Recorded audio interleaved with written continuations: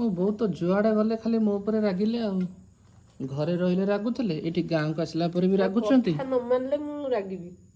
ମୁଁ କ'ଣ ତମର କଥା ମାନୁନି ଟିକେ ମୁଁ କହିଲ? ଯଦି କହିବି ପୁଅରେ ଟିକେ ଚପଲଟା ପିନ୍ଧିବୁ, ତୁ କହିବୁ ମୁଁ ପିନ୍ଧିବିନି। ପୁଅରେ ଟିକେ ବ୍ରସ୍ କରିକି ଖାଇଦେବୁ, ମୁଁ ଖାଇବିନି। ଟିକେ ହେଇଠି ଟିକେ ବସିବୁ କି ସିଆଡ଼େ ଟିକେ ଯିବୁ କି କ'ଣ, ମନ ହେଲେ କରିବୁ, ନହେଲେ ନାହିଁ। ଆରେ ମୋତେ ଟିକେ ଛାଡ଼ ଟିକେ।